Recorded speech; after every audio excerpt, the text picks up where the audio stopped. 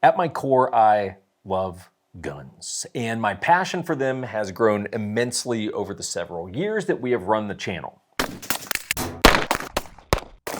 So instead of doing the norm and bringing you guys a year in, here's the 10 coolest guns released in 2024, I wanted to bring you a more personal list. I'm gonna show you my 10 favorite guns that I picked up in 2024, ranging from rifles to subguns to pistols. Now, some of this stuff you've seen on the channel this year, and quite a bit of it you haven't. So let's go ahead and kick it off with the rifles.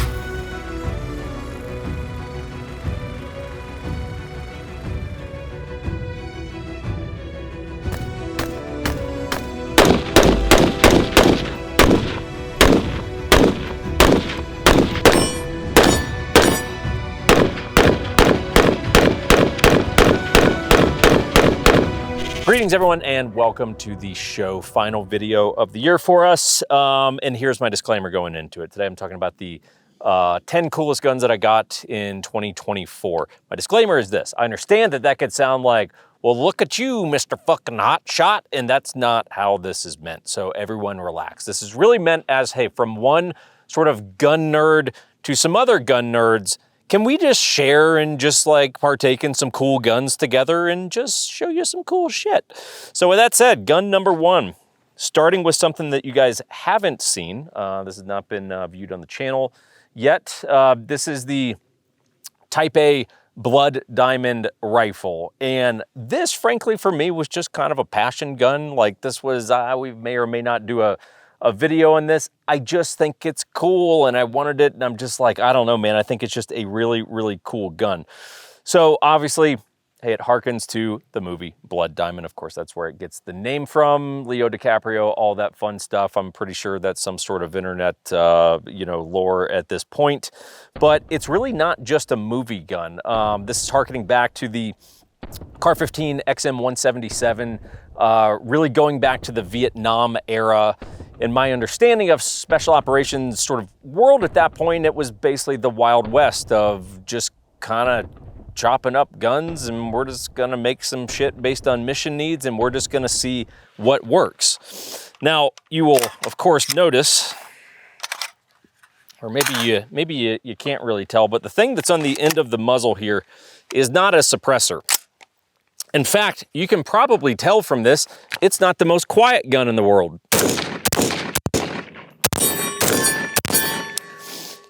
She's spicy, okay? She's spicy. So again, this sort of also, not just Vietnam era, but even going like all the way through Black Hawk Down in Mogadishu, where, with the Gordon carbine and everything, where you're like, look, this really was not like a thing that was in the arsenal. This was like a thing that guys were just kind of modding to fit whatever the mission needs were. So this is a 10.5. Again, this is a resto mod from Type A Rifles. Really cool gun. Obviously charging handle. This is on their lower. I would really tell you guys, look, we've done a bunch of videos on Type A stuff over the years, and I think that when it comes to the resto mod world, look, you can go full nerd, right? You can go full nerd and clone correct everything. Type A kind of plays in this fun space of, they go, look, we're gonna get pretty close, where it's like, it's close enough, let's not, just be like total nerds about this and nitpick every single thing. So it's like, yeah, this is pretty close to something that, we kind of thought was used. Again, this is a movie gun combined with sort of some Vietnam era sort of things here. But at the end of the day, it's a fun gun.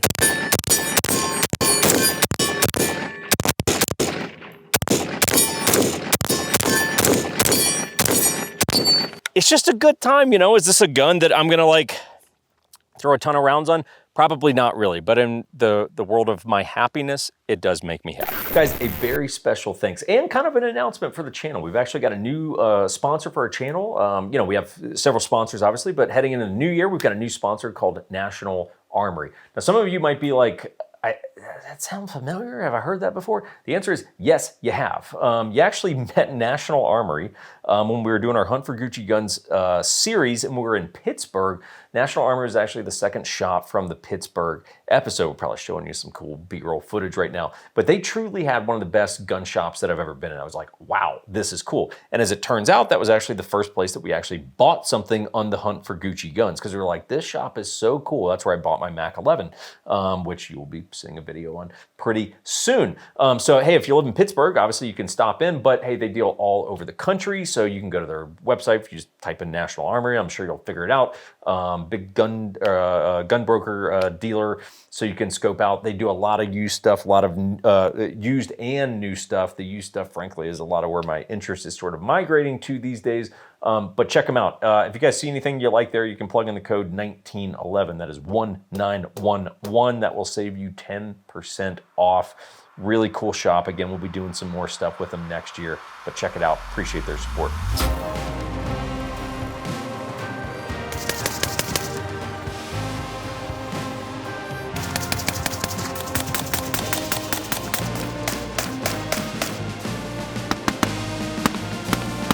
Okay, next rifle on the list would be the HK MR556 A4. Now that video is very fresh, it actually came out last week. So you guys have learned all about this, but just know this is, I mean, truly like, if we said, okay, I get to design my AR and everything that I'm looking for and who's making it, this is pretty much my dream gun. Like that, I mean, this is, you know, when we have that conversation that, you know, we all love to have with our gun buddies of, all right, the apocalypse breaks off and what are you grabbing? This is probably it. The MR556 A1, and it's amazing how often sometimes I get this comment. People will be like, hey, 5 years ago, you made a video and you said your Knight's SR15 was your apocalypse gun. Like, is that still the case? I'm like, I perfectly trust that gun for the apocalypse. Yeah, I mean, sure, I would be happy to grab that, no problem.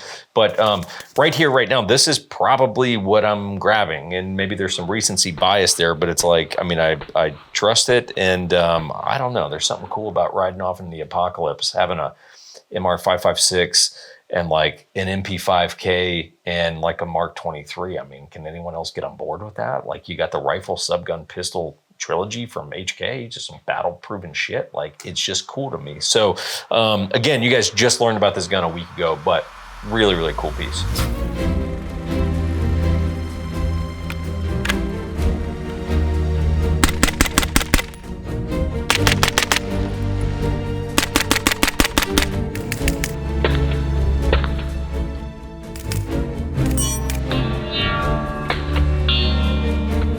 Okay guys, we are kicking off the subgun portion of the video here with a gun that you guys have not prior seen. So this is the Ronin Arms, what does he call this thing? What is it called? Like Rad 5 SK? I don't know if it's an MP5 SDK. That's what it is. Scott over at Ronin has his name that he puts on it, but basically it's an MP5 SDK. Now we did a video on the Ronin Arms MPX and MP5 SD builds right at the start of this year. And at that time, my personal gun, this was not done. So obviously we were just shooting his demo guns. Well, this is my personal one. And this gun is really cool, everybody. You'll notice I'm not wearing ears because why would I? That would seem real unnecessary. I mean, you'll even notice with the volume of my voice, like this is just, I can do this all day. So in terms of guns that are fun to shoot and sort of a crowd pleaser, I would tell you this is probably one of the biggest crowd pleaser guns that I own. I actually took this to the MP5 operators class with James Williamson earlier this year, and I ran this for a full day. Now, SDs, for those of you that don't know, can be, they get dirtier way faster. That's really what it comes down to. They get dirtier way faster. James was actually shocked to realize that I hadn't taken a barrel brush to this yet. And I was like, James, you assume I know what that is. I would maybe use that if I knew what it is. I don't know what it is. And he's like, well, you should.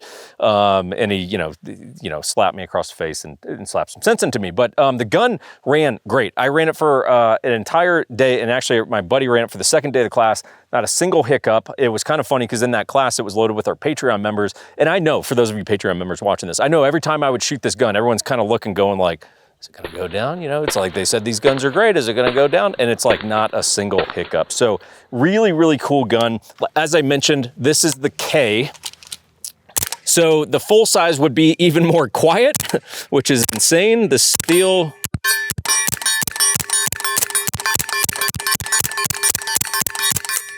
So to put this in perspective, that steel is 25? 30. 25, 30 away.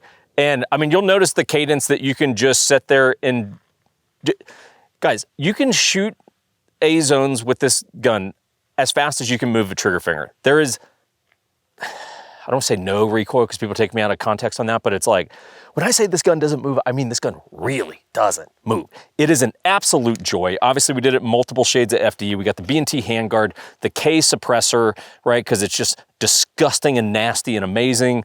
Got a little mod or air socket light, I believe it is, over here, B&T stock. I mean, you know, side folder. Like, this gun has brought so much joy into my life. My life really needed some, and I just love this gun so much.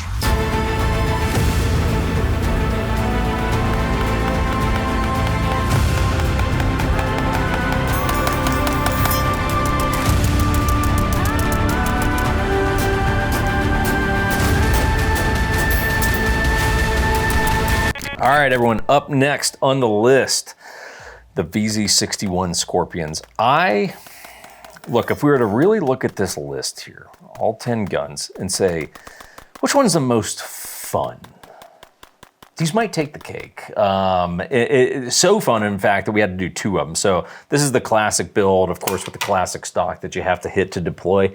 And this gun is an absolute riot. But I mean, the real star of the show, and then one that I think that everyone sort of got on board with, was this modern VZ61 Skorpion. So Mark III down in Las Vegas, they built these out for me. Really cool. I like to think that some of you went and did similar builds to this. You definitely should. I mean, these things are so much fun. They shoot 32 ACP, which makes them so fun because it's this tiny little round. It top ejects. Is it going to kill a lot? Not really. Like, you're not going to take down an elephant with it. You know what I'm saying there, boys? But like, could you do, you know, I mean, like, on the fun scale, if you're trying to teach someone to shoot, like, come on, you can get after it on these things. Absolute riot. Everyone that shot these is like, okay, cool. I would also love to teach my kids how to shoot on these. Like, they're just fun and like gangster guns.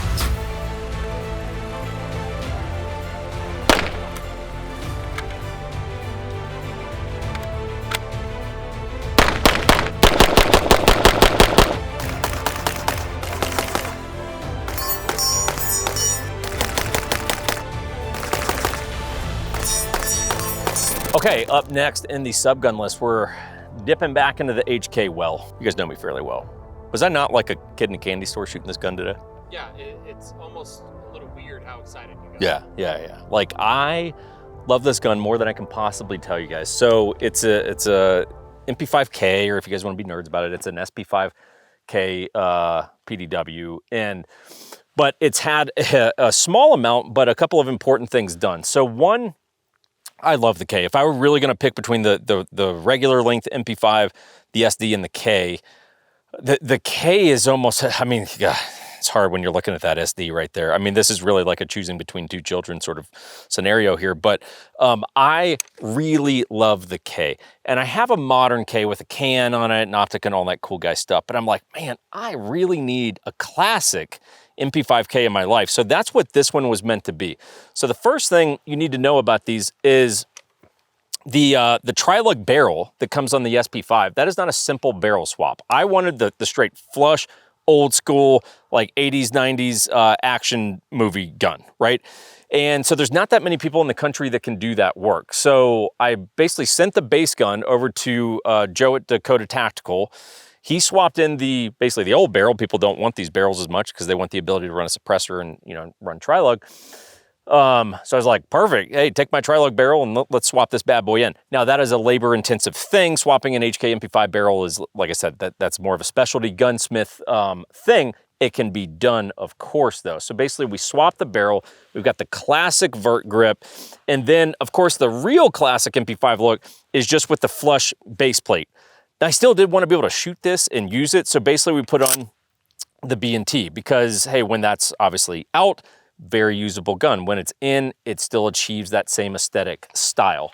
Combine that with the mag coupler, the MP5 mag coupler, which if you've got factory, especially if you got factory HK MP5s and you don't have the mag coupler, we need to have to talk about your future there, son. So here's what you guys might be shocked to know. I ran this for an entire day of the MP5 class with James. No optic, right? And I know people are going like, oh man, you're not gonna put an optic on that? Nope, I'm sure not. Because what I discovered that day is how, once you get used to this cheek, right, and really getting your head low, right, this is meant to be obviously a PDW style gun, you'd be amazed how good you can get with these irons, so, right? So paper, steel, paper, steel, paper, steel, steel. Again, that steel's at 30. Like, look, let's be honest with each other. There's really not much of a scenario where a gun of this size would ever be expected to shoot beyond that. And in the class, you know, I mean, we were shooting steel out to about 100. Gets tough at that point, I'm not gonna lie, but it's like you can take this thing out to 50 all day. And again, once you get used to the cheek, you are good to go. And so it really put into perspective just how good the factory HK iron sights and configuration is. This gun I love, like I absolutely love this gun. Another one of those crowd pleasers.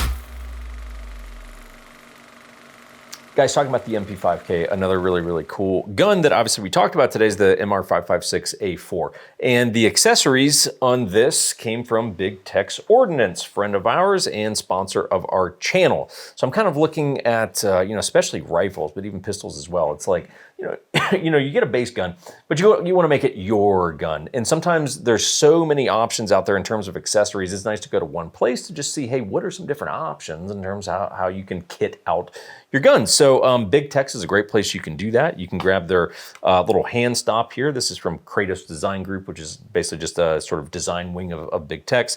This is their barricade stop, but I also got my light there. They carry EOTechs and Unity risers. I mean, like, legit, pretty much all of my accessories on this, they carry a big Tex Ordnance. So you guys can go there, they ship everything fast. If it's in stock, if they say it's in stock, all that kind of stuff. And they're shooters, which is good because they actually know how to spot out good gear.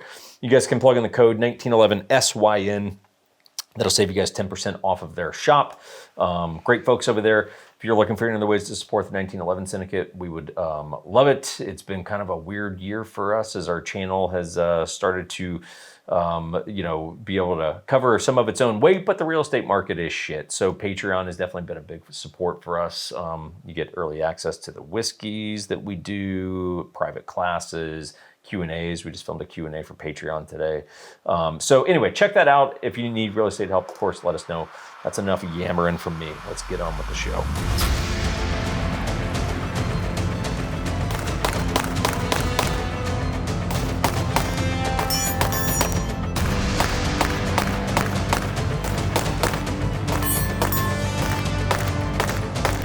Okay, moving on to the pistol section of the video, we've got the Cabot Insurrection Commander, another gun that you guys have not seen thus far on the channel. So here's the deal. We reviewed the Insurrection when it first came out, and that was a 5-inch DLC gun. And I was like, super cool, I'm gonna get one, but I've got a couple of 5-inch 2011, so I'm not sure that that's the one that I want. So I was like, I'm just gonna wait and chill a little bit and I'm gonna see what else comes out. So when I heard that they're coming out with the Commander, I was like, there you go, fella. That's what this guy right here is looking at, or looking for. So, I mean, one, holy shit, that's a gorgeous gun. Like, I mean, that is an absolutely stunning gun. We'll talk about the, a couple of the features here in a sec, but it is a very nice gun to shoot. So here's the deal with this one. Obviously, Commander length. This is an all steel gun. So I'm not sure how they typically do it. If they go, I know like steel and aluminum are an option for the grip, and I love their grip. I think Cabot really nailed it on this. Like, it's aggressive enough to be, anything you're gonna need it to be. But frankly, still forgiving enough that if you wanted to carry this, first of all, gangster carry gun, but if you wanted to carry this, it'd be perfectly fine. But it's a really unique grip. Like, it looks really good. It's just kind of its own design and really blends in well with the frame, where it just kind of almost looks like this monolithic frame and grip combo. Really, really good looking gun. This particular one, all steel. So it is a heavy gun.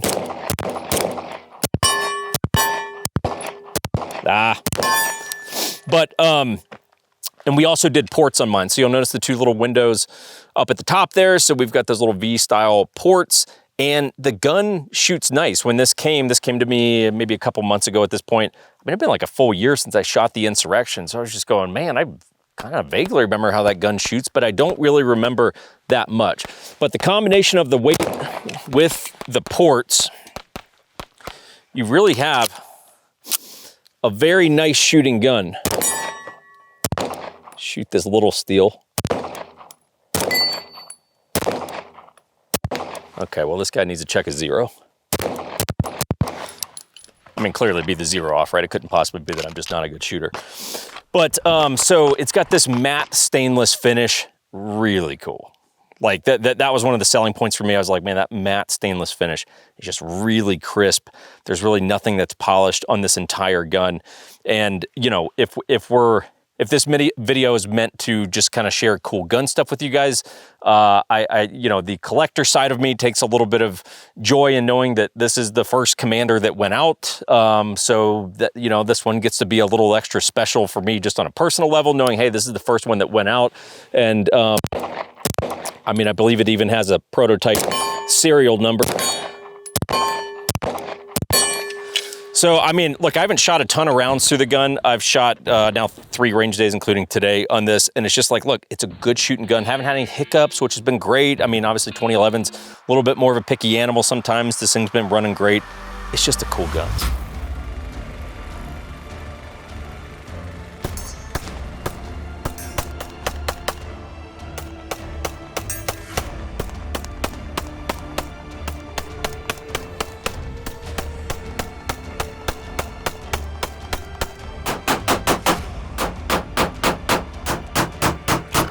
All right, guys, up next on the list is the USP Match.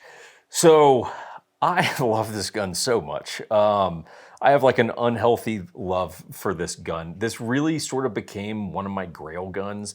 And as a guy that's really into USPs, I mean, I've got a few USPs, like this is the one. Like, if there's a USP you're gonna get is like your collector gun, this is the one. So I thought I would just tell you guys the story of how I got it. This is also a USP 9, by the way, which, you know, with that crisp LEM trigger, like, oh my God, this gun is so spicy. So here's how this gun came about. There's a shop called Luxus Capital, and they had hit us up, and I'm telling you guys, you know, like, you just, you know, this is not meant to sound like an asshole. It's actually like, you know, I thought it was just a fun story. I'd take you behind the curtain. So Luxus was, you know, they're starting up and they're selling like super weird, crazy, high-end, unique stuff. And they're like, hey, would you want to do a video on any of our guns? And I was looking, I was like, I don't even know what most of this stuff is. Like, I'm good, guys. Like, you know, it's just, I don't know, it's in a different category than I kind of play in. They're like, all good. And so I start going down the USP path and I start getting obsessed with the Match. And they happen to reach out again, and I was on their site and I saw that they had this USP Match, and I was like, I really want that gun. I was like, I really want that gun. So I reached out to them and I was like, look, this is the best negotiation deal of my life here. I was like, look, here's the deal. I want that Match. What do you want for it? And I won't say the specific numbers, but it was a lot. So a USP, you know, stainless, the two-tone in 9mm, it's like, that's pretty hard to find gun. And it was like, it was a lot. Like, it was north of $5,000. And I was like, I can't even get anywhere close to that to like justify that to do a video. It's just too much cash burn for me. I was like, how about this? You come up with something that you guys have that's a really cool piece, and I'll do a video on that. In exchange, you sell me the USP Match at a super bro price. And so the way it wound up working was, so they sold me this at roughly 35% of what they wanted for it, right? So I mean, we're talking like, I don't know, 65% off or something like that. I was like, hell yeah, score on that. And the favor that I did them, the thing that they sent me to do a video on is like, all right, do us a solid, do a video on this, was Tom Selleck's Magnum 4.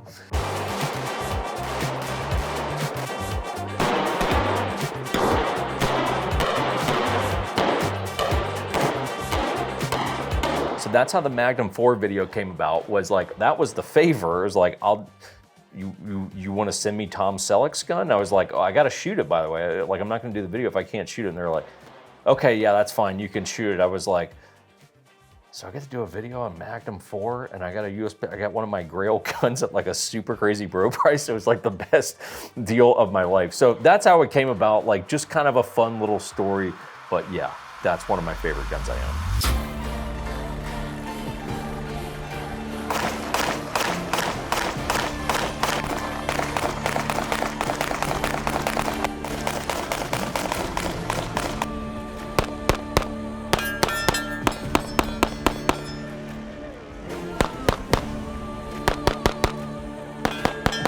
Okay, next pistol on the list would be the Fowler Vanta 9 Commander. So we got a wild animal over there, everyone. He's got a toy and he's laying on my clean rug that we just vacuumed. That's great. So the Fowler Vanta 9. Look, again, I kind of turned into a little bit of collector of cool stuff as the years have progressed here. And like, my original 5-inch Fowler, really cool, and I love that gun. That it was actually the first one that they made, so it's like that's kind of one of my guns where I'm like, yeah, I really love that gun. And when they're coming out with the Commander, I was like, hell yeah, like I'm super on board with this. And so the FDE finish, I really think, and I mean, you got style and aesthetics on a gun. That's all personal preference, but to me, this is one of the cooler looking 2011s. There are gaudy 2011s out there, a lot of them. They just try to do way too much and it comes off just stupid and chintzy and cheap and just like gross. This does a lot. It's busy. It's a busy gun, but somehow it works. Somehow it all comes together and it's like all the different designs and serrations and things going on just works. And really nice gun to shoot. Never had a malfunction on it, like super tight guns, great triggers and everything. It's like, these guns, obviously, they don't drop that often. The production is still fairly low, and when they drop, they definitely sell out very quickly. But this is definitely one of those, like, hey, if we're playing the game of, $5,000-ish 2011s, like, you do a lot worse than picking up a Fowler.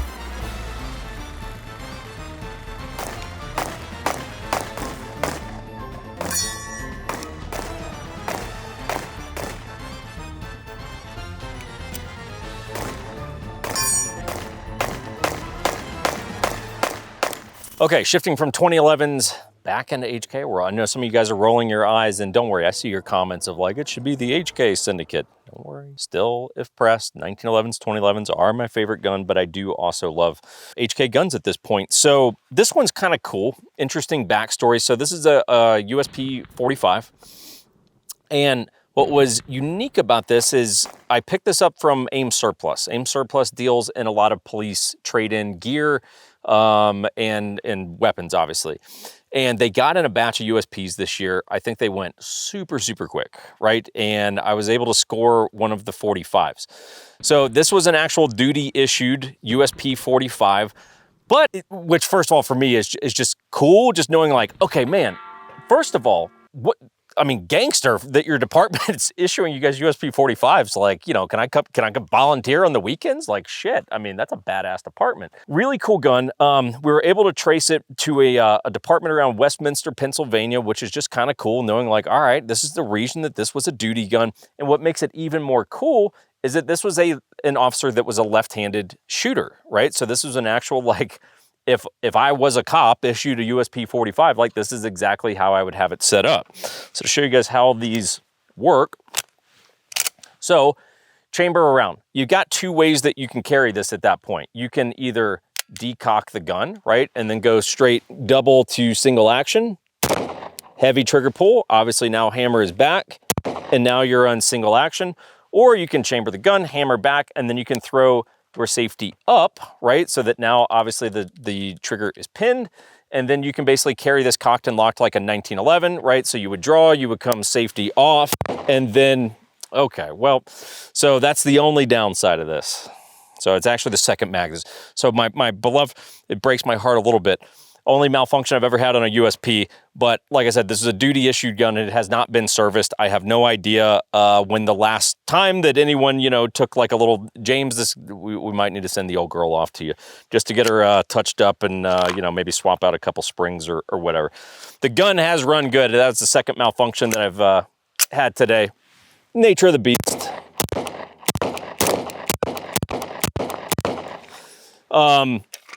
But like, look, these are tanks. Obviously, USP's known to be incredibly reliable guns, but cool that it's a department gun, cool that it was a lefty gun. And then one of you, viewer, was actually nice enough to send me the UTL for the front there and the actual original holster that this goes with. So just a cool gun. You know, again, if I was getting a USP 45 that it's going to be like my duty gun, like my apocalypse gun, like sure, I would probably not want one that's, you know, been on a department for a decade or whatever that may be. But hey, this is cool just from a sort of sentimental value to me.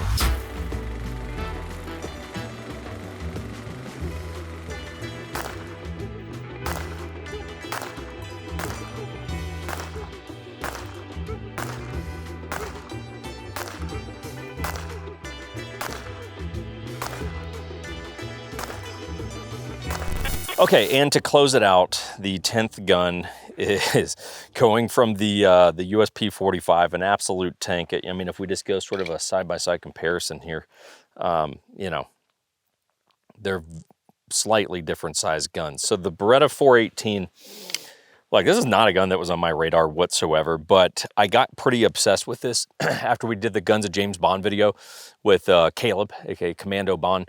He brought his out, and I was like, look, this is just cool. So, some guns just sort of win you over and just make you go, I don't care if there's any practical use for this. I just think it's cool. And I think it could, one, be more collectible over time, which is kind of neat, but it's like, I just think it's cool. Unfortunately, we shot about 20 rounds today, and I realized the backup box of ammo that I bought was in 32 ACP, so we're out of ammo to shoot. But you know, this fires 25 automatic, which is the smallest center fire cartridge. It's just adorable. I mean, it's like seeing it. It's like the baby Yoda of calibers. Like you see it and you're just like, well, that's the most adorable thing I've ever seen. Like, how could I not want that? And I mean, even the mag, I mean, just the cutaway on the mag. So all of the dirt and debris can get in there. It's amazing. The little heel mag release. And I mean, it also loads just the coolest little way in the world where basically this little lever here, you flip that forward, and now your slide will lock. And then when you put your mag in, you basically just rotate that down, and that's what chambers the round, and then you're on hot. Striker fire gun, grip safety, really cool. It's like, look, I got this because I just thought this gun has all the charm in the world, and it's cool, and I like it, and there's nothing more to it than that. Guys, so that's it. That is the final thing you will hear from us this year. I guess just to end the year, I'll just say, hey, thanks for watching. We really appreciate the shit out of us from me and Crispy, and Chris is actually over there as well. I know we appreciate the shit out of it. Just to speak personally, like I really love doing this shit, and hopefully you guys get that when you watch our channel, that, you know, it's like, hey, you know, these guys aren't just showing up to make a gun video because they got to show up to make a gun video, but hey, it is a passion thing. And you know, again, speaking personally, it's like I basically get to do my sort of dream job. I used to always say my dream job was to be like a Top Gear host, but it's like, hey, given that I'm a gun guy, essentially the goal was always to bring you something resembling Top Gear for guns and get to show you cool shit and stuff that maybe you don't see a lot of other places. So we love it. There's really nothing we'd rather be doing. We appreciate you guys watching. Stick with us in the new year. We got a lot of stuff. I mean, shoot, the next 3 months of content is already filmed at the time that you're seeing this. So we got a lot of cool stuff coming, some new things that you haven't really seen us cover before that we'll be covering in 2025. With that said, hope you guys are having a good holidays. Happy New Year, all that good stuff, and we'll see you next year.